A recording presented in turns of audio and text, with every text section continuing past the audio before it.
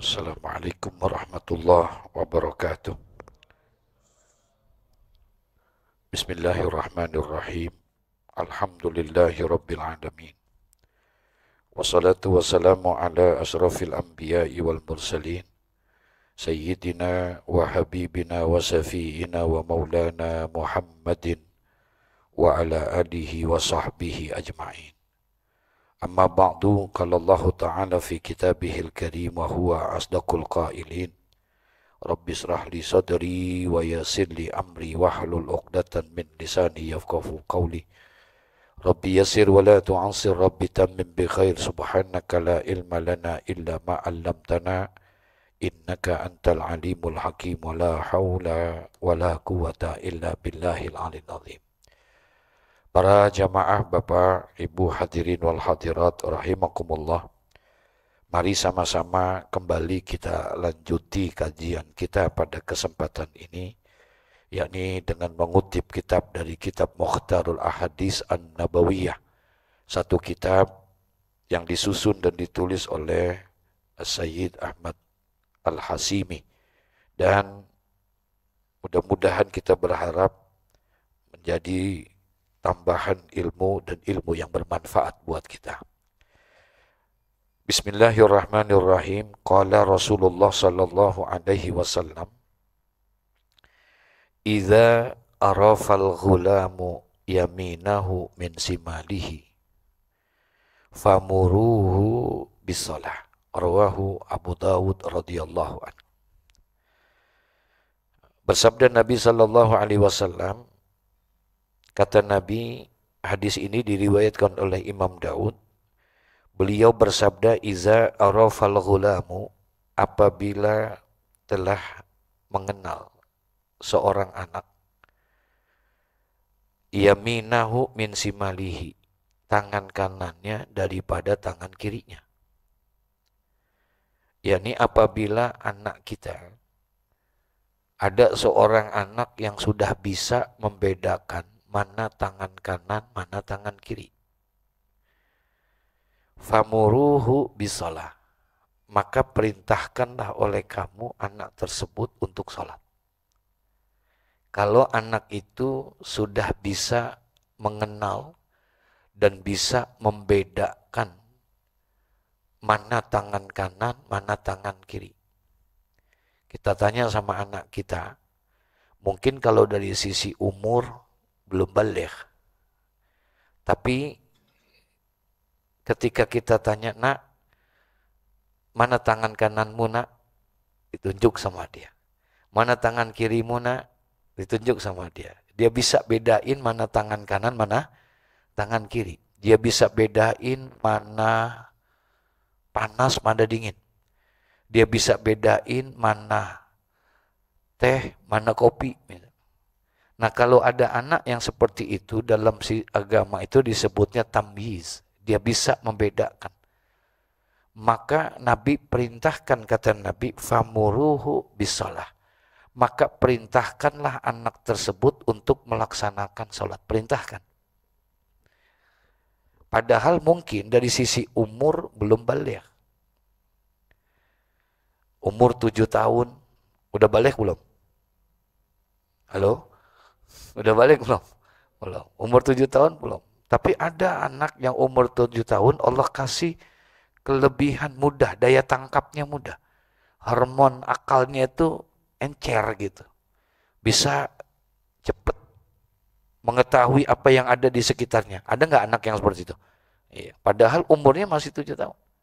Bahkan ada umur yang 8 tahun sudah hafal Quran. 10 juz, 20 juz, Masya Allah. Ya, kita sering lihat dalam dunia teknologi misalnya, kita lihat ada anak-anak umur seperti itu sudah 8 tahun, sudah hafal Quran. Ada nggak? Masya Allah. Bapaknya umur 50 tahun belum hafal. Tapi anaknya udah hafal. Nah, dari sisi umur mungkin dia belum baligh, tapi ternyata anak itu sudah bisa membedakan mana tangan kanan, mana tangan kiri. Nabi suruh tuh, Kata Nabi Muhammad, iza arafal ghulamu, apabila telah mengenal seorang anak, apabila telah mengetahui seorang anak, bila dia sudah bisa mengetahui, mengenal, membedakan mana tangan kanan daripada tangan kirinya, famuruhu bisalah, maka perintahkanlah anak itu untuk melakukan apa? Salat. Perintahin salat. Ini dahsyatnya pendidikan yang diberikan oleh Rasulullah. Itu yang diperintahkan. Padahal dari sisi kewajiban, udah wajib belum? Belum wajib dia. Sebab dalam ibadah itu, apalagi sholat, ada yang namanya syarat wajib sholat, ada syarat sah sholat. Beda nih, ada syarat wajib sholat, ada syarat sah sholat. Kalau syarat wajib sholat adalah persyaratan-persyaratan yang apabila dimiliki oleh orang, ya syarat tersebut, maka orang itu jadi wajib sholat. Kalau sudah terpenuhi syarat-syarat wajibnya. Beda dengan syarat sah sholat. Kalau syarat sah sholat, orang yang wajib sholat ini akan sah sholatnya apabila persyaratan-persyaratan itu terpenuhi. Maka sholatnya jadi sah. Sholatnya udah. Maka dia jadi sah. Kalau ini syarat wajib sholat. Artinya tinggal dilihat. Kita, apakah kita sudah termasuk orang yang wajib sholat atau belum? Lihat aja persyaratannya itu. Dari mana kita lihat persyaratannya? 3. Orang wajib sholat 3. Yang pertama, Muslim. Ya, beragama Islam. Maka orang yang beragama Islam, itu syarat yang pertama untuk wajib dia sholat. 1. Yang kedua, apakah setiap orang Islam itu wajib sholat? Dilihat dulu dengan syarat yang kedua, yaitu apa? Baligh. Ya, yaitu sudah baligh. Kalau seandainya dia Islam, Muslim dia, tapi ternyata dia belum baligh. Ternyata dia belum balik. Seperti putra-putri kita misalnya umur 7-8 tahun misalnya. Dia secara agama Islam. Tapi karena dia belum balik, maka dia belum ada kewajiban untuk melaksanakan sholat. Nggak dosa tuh kalau seandainya dia nggak sholat. Karena syaratnya belum. Yang ketiga, syaratnya apakah setiap orang Muslim, apakah setiap Islam Muslim yang baligh wajib sholat? Dilihat lagi syarat yang ketiga, yaitu berakal.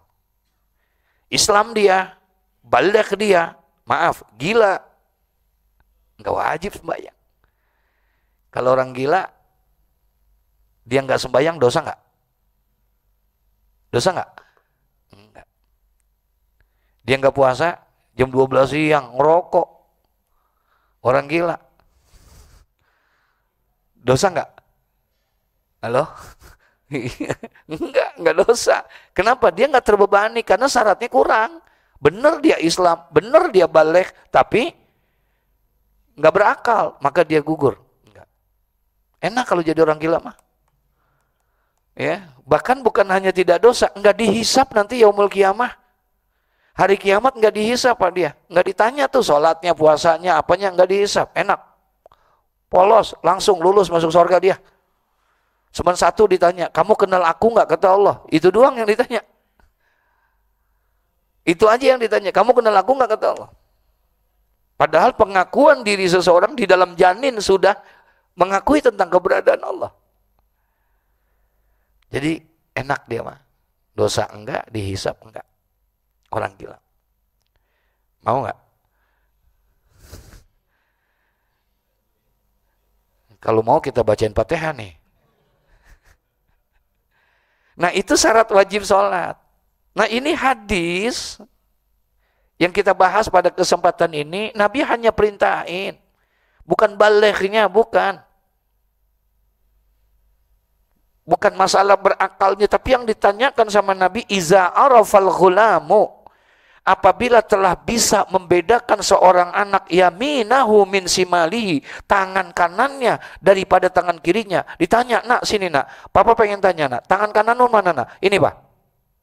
Kalau tangan kirimu mana nak? Dia sudah bisa bedain. Mana? Kamu tahu nggak? Mana kopi, mana teh dikasih? Kalau itu sudah, walaupun dia umurnya belum memenuhi standar baligh, paham maksudnya?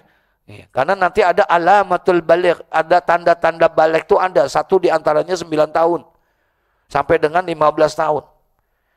Jadi kalau di bawah 9 tahun belum tentu baligh. Tapi kalau dia sudah tahu tentang pembedaan yang seperti itu, Nabi suruh perintahin untuk melaksanakan apa? Sholat. Masya Allah. Ntar kita kaji tentang kenapa hal itu bisa seperti itu. Bahkan ada hadis, di lain hadis Nabi bersabda begini, muru auladakum bisalah. Muru auladakum bisalah. Perintahkanlah oleh kamu anak-anak kamu sekalian bisalah. Perintahkan. Wahum abna'u sab'is sinin. Padahal mereka anak-anak kamu itu umurnya 7 tahun. Umur 7 tahun sama Nabi sudah diperintahkan untuk apa? Sholat. Sini nak. Sholat ya nak ya. Ikut papa ya. Nah, sembahyang maghrib 3 rakaat nak. Sembahyang isya 4 rakaat. Subuh 2. Kenalkan itu sembahyang. Kepada anak kita. Kita perintahkan dia. Bahkan kalau misalnya kita punya waktu. Lagi libur kerja. Lagi tidak ada kegiatan dan aktivitas. Boleh Pak, kita bawa anak kita, kenalkan dia ke masjid, kenalkan dia ke musola, biar dia tahu tentang keutamaan sembahyang berjamaah. Kita bawa tuh anak kita, sempatkan kita untuk itu. Masya Allah. Padahal kalau dari sisi umur, belum wajib dia. Tapi Nabi sudah perintahkan itu. Wa adribuhum. Nah, kemudian kata Nabi, perintahkan dia sholat. Tapi kalau seandainya dia tidak mengerjakan, kamu nggak boleh omeli dia, kamu nggak boleh pukul dia. Cukup kamu perintahkan saja, agar anakmu itu kenal tentang ibadah sholat. Tapi kata Nabi, wa'adribuhum, pukul anak kamu itu. Kalau seandainya sudah diperintahkan, tapi dia tidak mau sholat, boleh kamu pukul. Kapan? Ketika umurnya sudah masuk berapa tahun? 10 tahun. Ketika anakmu sudah masuk umur 10 tahun, kamu perintahkan dia tidak mau sholat, maka boleh orang tua untuk apa? Memukulnya. Tapi mukulnya bukan mukul menyakitin. Paham maksudnya nih? Mukulnya bukan untuk membahayakan dia. Enggak, mukulnya bukan seperti itu. Tapi mukulnya memberikan pendidikan, penjeraan supaya dia tidak lagi meninggalkan tentang sholat. Karena dia sudah ada kewajiban untuk melaksanakan sholat. Umur 10 tahun, bukan umur 7. 7 diperintahkan. Bahkan kata Nabi, wafarriku, dan pisahkan tidur mereka. Kalau dia udah umur 10 tahun, pisahkan tidur anakmu antara yang laki dengan yang perempuan. Allahu Akbar. Islam memberikan sebuah pelajaran yang amat sangat luar biasa. Sedini mungkin. Anak-anak kita sudah diperkenalkan dan diperintahkan sholat. Supaya apa? Supaya dia bisa memahami tentang ibadah. Karena sholat ini adalah merupakan ujung tombak Pak. Untuk kokohnya agama kita. Untuk menjadi orang. Maaf beribu maaf. Suksesnya seseorang itu dengan sholat. Orang insya Allah kalau seandainya dia sholatnya benar. Dia mampu mendirikan dan mengerjakan sholat dengan benar, dengan baik, dengan sempurna. Kalau dia sudah dibina dari sejak awal, maka insya Allah orang itu akan menjadi orang yang sukses. Kuncinya itu Pak. Sholat dengan yang baik. Makanya Nabi perintahkan itu. Perintahkan sholat. Ya, walaupun dia belum wajib, perintahkan. Kenapa? Biar kenalkan dulu mereka. Biar mereka belajar dulu tentang sholat maghrib. Kapan waktunya? Berapa rakaat ini pelaksanaannya? Begitu juga sholat isya, kenalkan. Untuk mereka melaksanakan ibadah sholat. Karena ini kunci kesuksesan seseorang ada di situ. Rasulullah jauh sebelumnya sudah memberikan itu. Insya Allah dia akan menjadi orang al-mu'minul qawi, yaitu orang mukmin yang kuat. Karena sudah dibina dari sejak itu. Ini sholat beda Pak, mohon maaf. Beda dengan ibadah haji. Beda dengan ibadah puasa. Beda dengan ibadah zakat. Enggak. Ibadah sholat justru merupakan satu ibadah yang Allah sangat senang kepada ibadah sholat. Ibadah yang paling disenangi oleh Allah adalah sholat. Bukan berarti ibadah yang lain tidak disenangi. Enggak. Tetap disenangi ibadah-ibadah yang lain. Tapi kalau di antara ibadah-ibadah itu, yang paling disenangi adalah, yang paling disukai oleh Allah adalah ibadah sholat. Haji luar biasa. Bahkan al-hajju mabrurun laisa lahu jazaa'un ilal jannah. Tidak ada balasan bagi haji yang baik, yang benar, kecuali adalah mendapatkan apa? Surga. Itu haji. Tapi lihat, kewajiban haji hanya sekali dalam seumur hidup. Hanya sekali dalam seumur hidup. Puasa, ibadah yang luar biasa, ibadah yang besar. Ramadan, syahrul azim, bulan yang mulia. Tapi ibadah puasa Allah hanya wajibkan hanya 1 bulan dalam 1 tahun. Hanya bulan Ramadan saja yang diwajibkan berpuasa. Maaf, kita nggak bisa berpuasa wajib di bulan Syawal. Kita nggak bisa berpuasa wajib di bulan Muharram. Tidak bisa, karena memang bulan puasa adalah di bulan Ramadan. Hanya 1 bulan saja dalam 1 tahun. Tapi beda dengan sholat. Sholat saking senangnya Allah diperintahkannya bukan sekali seumur hidup, bukan sekali 1 tahun, bukan sebulan 1 tahun, tapi justru ibadah sholat itu Allah perintahkan dan Allah wajibkan sampai-sampai sehari berapa kali? 5 kali kita, subhanallah. Kenapa? Karena fondasi agama ada di tempat itu, di sholat. Kalau sholat ini benar, maka insya Allah dia akan menjadi manusia-manusia. Bukan hanya sekedar sempurna, bukan hanya sekedar dia baik, tapi dia akan menjadi manusia-manusia yang paripurna. Kalau sholatnya benar. Makanya perintah sholat, maaf, coba lihat di ayat-ayat Al-Quran.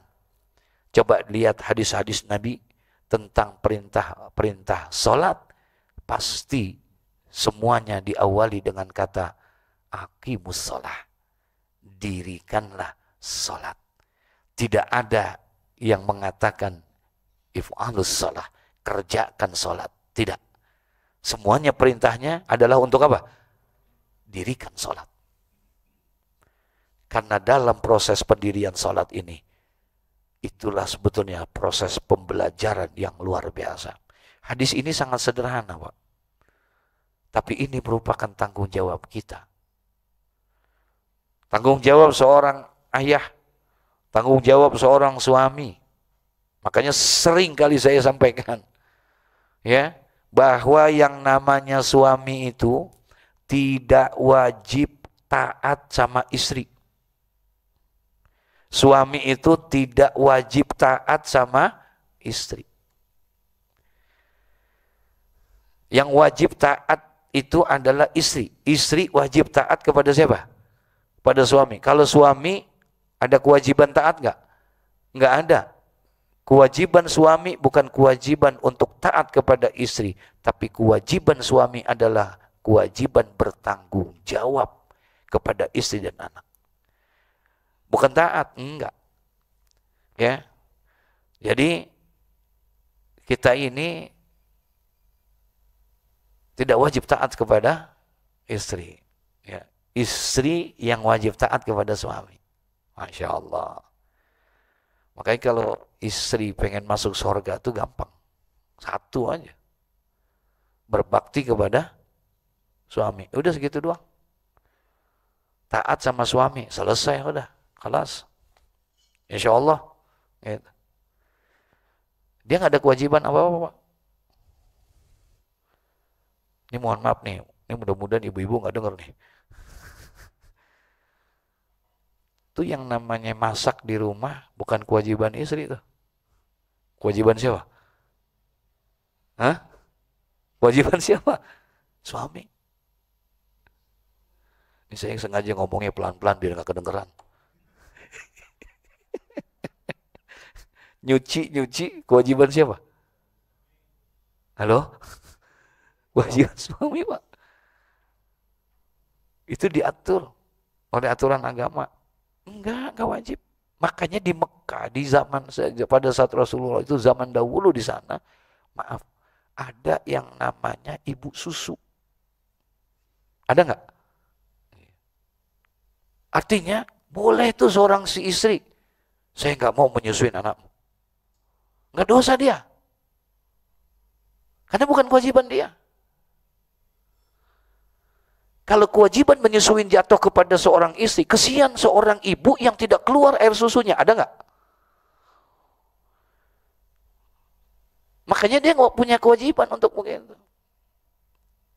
Kewajiban istri hanya satu, taat. Bukan nyuci, bukan masak, bukan jagain anak. Bukan. Jadi kalau seorang istri pengen masuk surga, gampang. Apa? Berbakti sama suami, taat sama suami. Suami suruh nyuci, nyuci.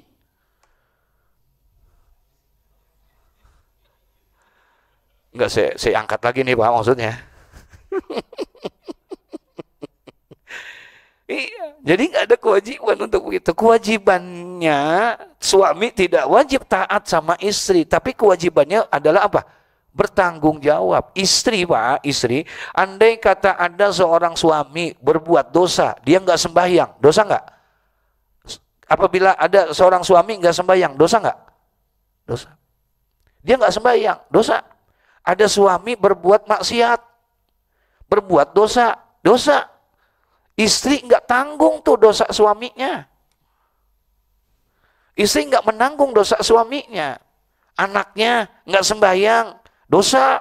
Tapi istri, ibu nggak menanggung dosa itu. Anak berbuat maksiat, nggak nanggung dia. Tapi kalau seorang suami, apabila istri berbuat dosa, istri nggak sembahyang, dosanya ditanggung sama suami. Suami kena nih, karena dia bertanggung jawab. Anak nggak sembahyang, dosa.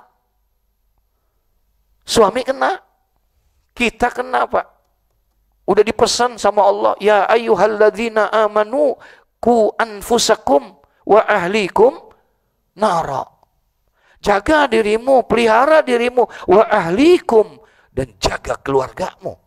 Jaga istrimu, jaga anak-anakmu daripada api neraka. Maka sedini mungkin sudah diperintahkan sama Nabi. Kalau seandainya umur anakmu sudah 7 tahun, dan dia sudah bisa memahami mana tangan kanan, mana tangan kirinya. Dia bisa membedakan mana air panas, mana air yang dingin. Dia sudah bisa membedakan itu. Famuruhu bisolah. Perintahkan kepada dia untuk melaksanakan apa? Sholat. Perintahi. Ajarkan dia untuk sholat. Kenalkan dia untuk sholat. Bina dengan sholat ini. Kalau seandainya anakmu sudah menjadi anak yang baik sholatnya, aman. Akan menjadi anak-anak yang luar biasa.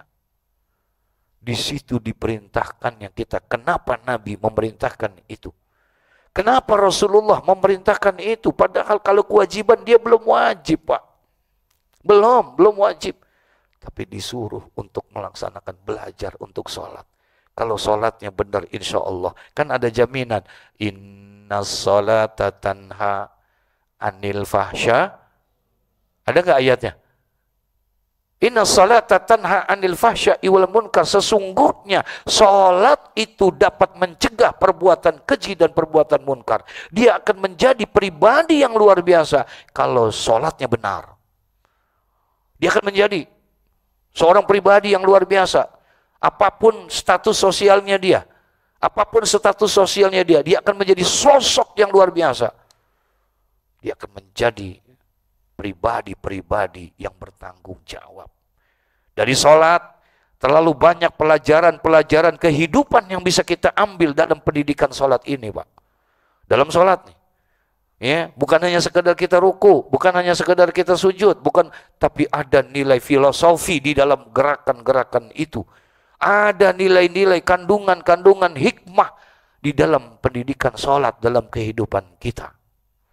Makanya itu yang diajarkan pertama, sholat. Dia akan menjadi pribadi yang luar biasa. Karena dalam sholat akan ditumbuhkan rasa takut dia kepada Allah. Dalam sholat, sholat mengajarkan untuk menjadi manusia-manusia yang disiplin. Kalau memang belum waktunya, jangan engkau tinggalkan, jangan engkau kerjakan sholat. Kalau memang sudah waktunya, jangan sekali-kali engkau langgar itu waktu sholat. Disiplin kita. Nggak boleh kita Pak, terikat dengan sholat waktu. Nggak boleh kita sembahyang asar jam 1. Sembahyang asar jam 1 siang, boleh nggak? Boleh nggak? Nggak boleh. Nggak boleh kita sembahyang subuh jam 10 malam. Nggak boleh. Diatur, ada kedisiplinan. Kalau ada orang yang sembahyang subuh jam 10 malam, itu orang kebangetan soleh. Nggak boleh Pak, kita sembahyang seperti itu. Islam ngajarin dari pelajaran sholat. Sebenarnya kan permasalahannya itu tadi. Kita ini baru sekedar ngerjain sholat, belum mampu mendirikan apa? Sholat. Sehingga akhirnya asar, pengaruh sholat itu belum bisa mempengaruhi gerak-gerik hidup kita. Nggak ada pengaruhnya sholat dalam kehidupan kita. Padahal kalau sholat itu benar, insya Allah nggak mungkin Allah bilang sesungguhnya sholat itu dapat mencegah perbuatan keji dan munkar. Itu jaminan Allah dalam Al-Quran. Allah yang bilang, inna sholata, sesungguhnya sholat itu dapat mencegah perbuatan keji dan munkar. Kalau sembahyangnya benar, enggak insya Allah. Dia nggak akan mungkin berbuat. Jangan perbuatan, ada fahsya, ada apa? Munkar. Ada fahsya, ada munkar. Kalau munkar tuh maksiat zahir.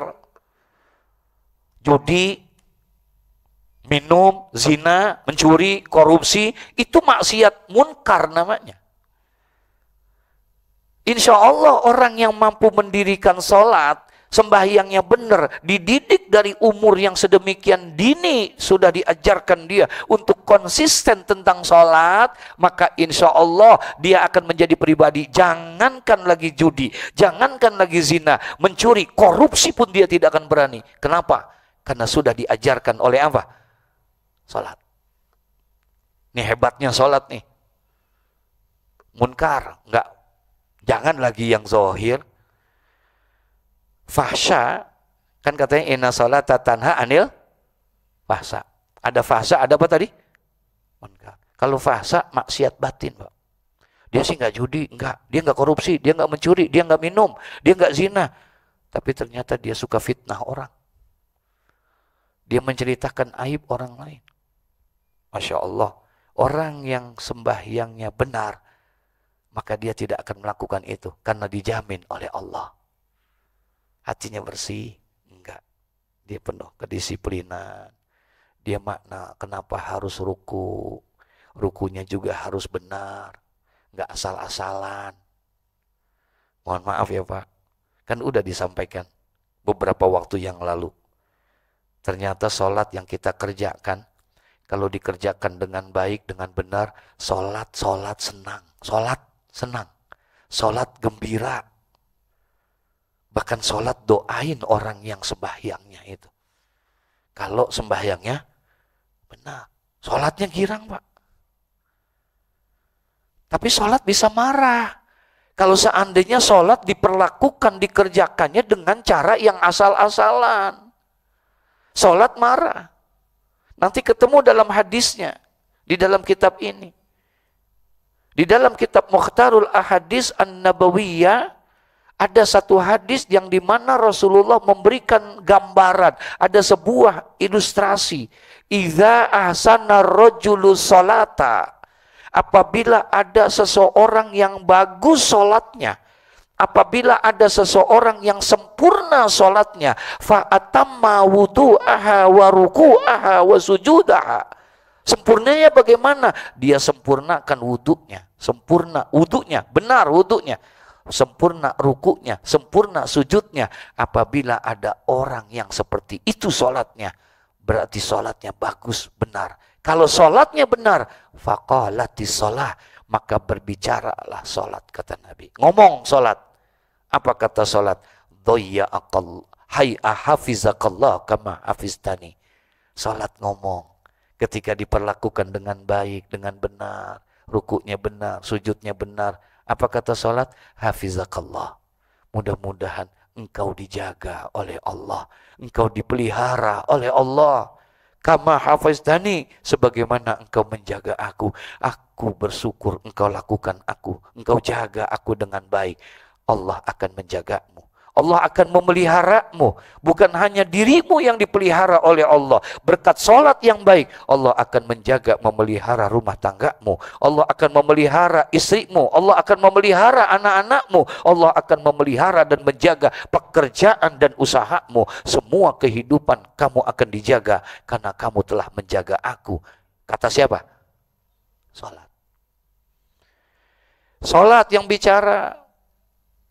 Iza ahsana rajulu sholata, apabila ada seseorang bagus sholatnya, benar sholatnya, sempurna sholatnya, maka dia akan ngomong kepada Allah, mudah-mudahan engkau dijaga, dipelihara oleh Allah, dipelihara secara keseluruhan, Pak. Bukan hanya diri kita, tapi anak kita, keluarga kita, semuanya. Tapi sebaliknya, wa idza asa as-salata, apabila ada orang yang asal-asalan sholatnya. Apabila ada orang yang asal-asalan sholatnya, tidak sempurna wudunya, tidak sempurna rukunya, tidak sempurna sujudnya, sembahyangnya asal-asalan, faqalati sholah, maka sholat pun akan ngomong. Sholat juga bicara. Apa kata sholat? Dhayya'akallah kama dhayya'tani. Mudah-mudahan engkau dicampakkan oleh Allah sebagaimana engkau telah mencampakkan aku, katanya. Bukan hanya engkau yang dicampakkan, karena engkau tidak sempurna salatnya. Asal-asalan, maka rumah tanggamu juga akan disia-siakan oleh Allah. Keluargamu, pekerjaanmu, usahamu, semua Allah akan sia-siakan karena engkau telah mensia-siakan aku. Salat, Masya Allah. Ini kunci, Pak. Kalau pengen sukses, benahi, benarkan, dan sempurnakan apa? Salat kita. Itu aja udah. Makanya kenapa Nabi kok dari dini sudah diajarkan itu. Dan ini mungkin kita lupa. Karena sibuknya kita kerja. Mungkin kita sibuk dengan ini.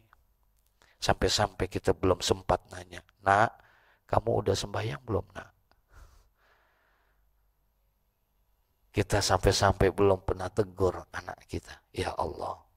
Belum pernah kita panggil, jangan lagi sembahyangnya. Maaf ya Pak. Sini, Papa pengen tanya. Kalau benar, Papa kasih hadiah buat kamu. Papa kasih hadiah. Apa Pak?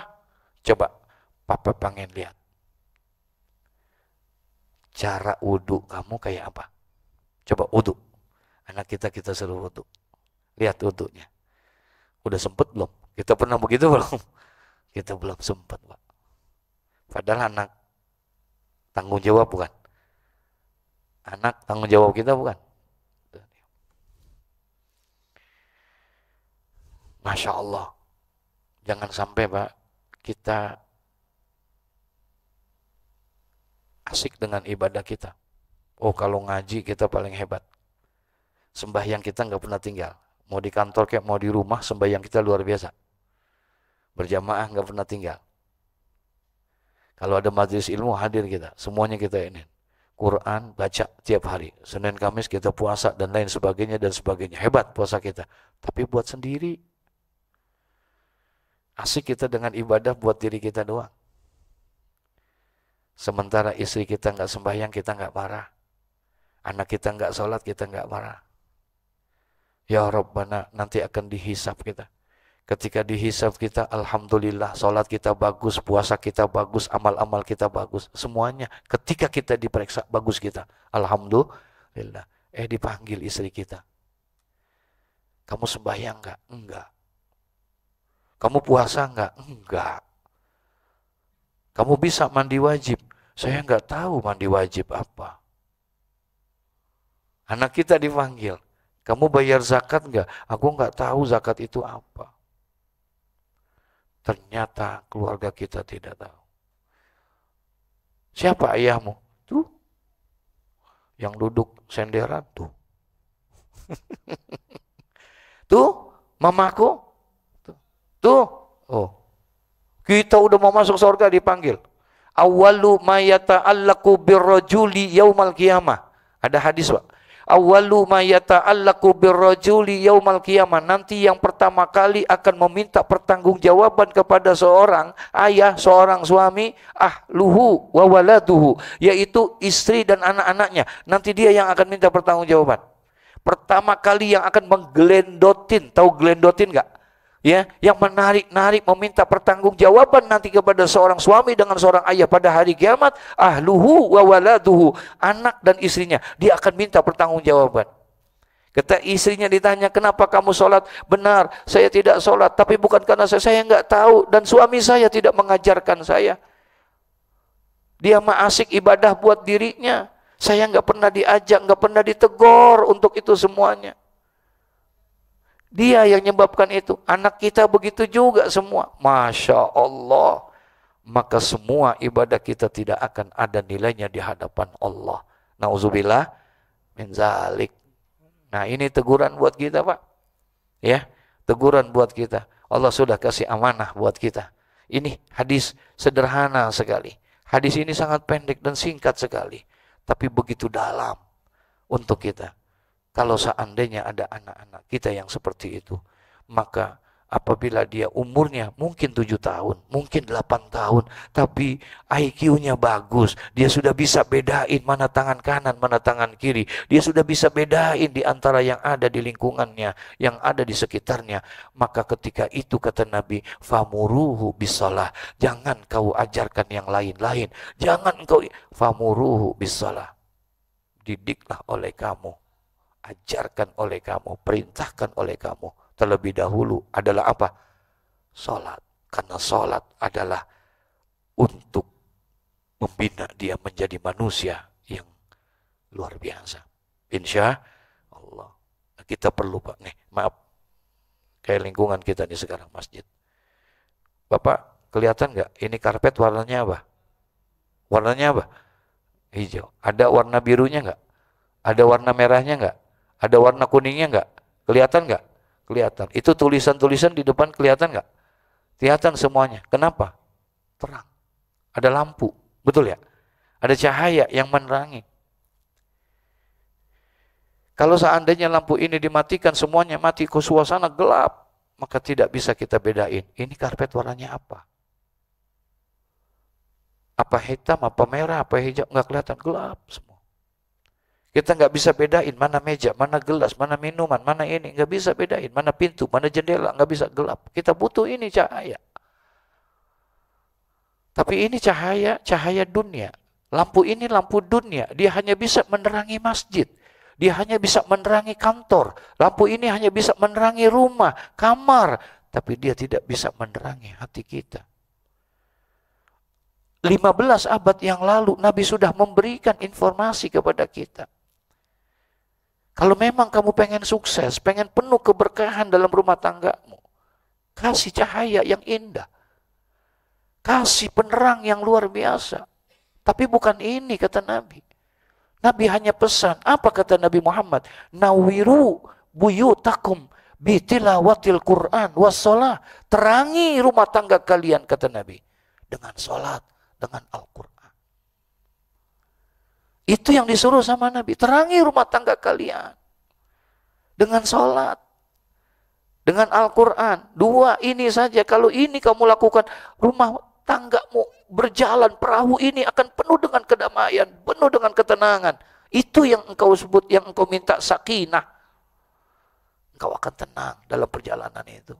Bukan gak ada masalah, bukan. Bukan berarti kalau seandainya orang yang sembahyangnya benar, yang ini nggak ada masalah. Enggak. Bohong kalau orang tidak punya masalah. Pasti semua orang punya masalah. Nggak ada orang yang nggak punya masalah. Siapapun dia, apapun status sosialnya, pasti punya masalah. Jangan lagi kita, mohon maaf, Nabi Muhammad punya masalah nggak? Saya mau tanya, Nabi Muhammad punya masalah nggak? Punya masalah. Kira-kira masalahnya Nabi Muhammad sama masalah kita, kira-kira beratan mana? Hah? Lebih berat mana? Lebih banyak mana masalahnya? Masya Allah.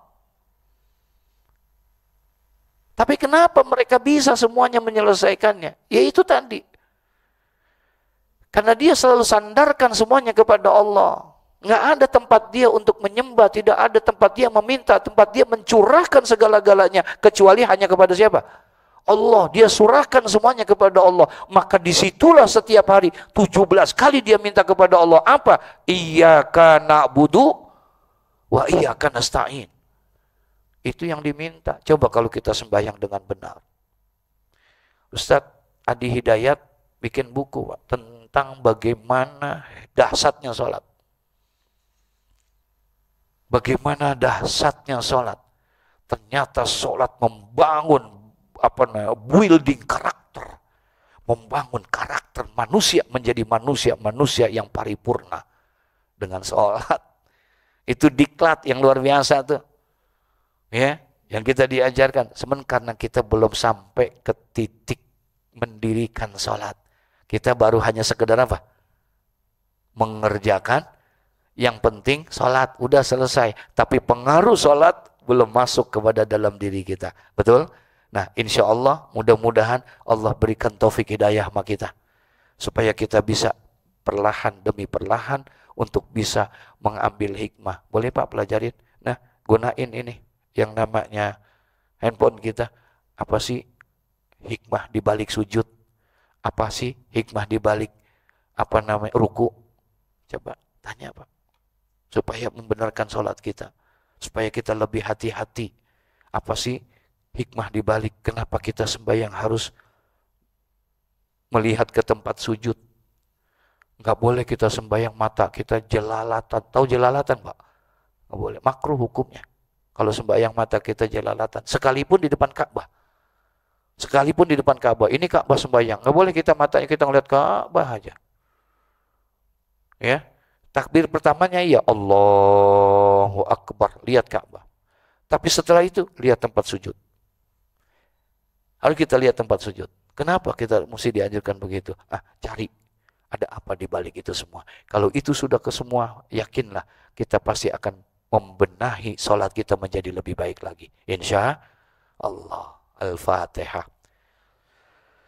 Bismillahirrahmanirrahim. Alhamdulillahirabbil alamin arrahmanirrahim maliki yaumiddin.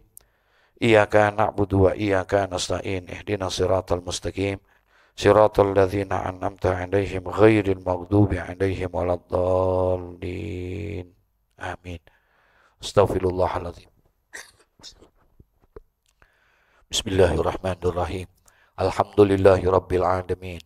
Hamdan yuwafi ni'amahu yukafi'u mazidah. Ya Rabbana lakal hamdu kama yanbaghi li jalali wajhikal karim wa li 'azimi sultanik.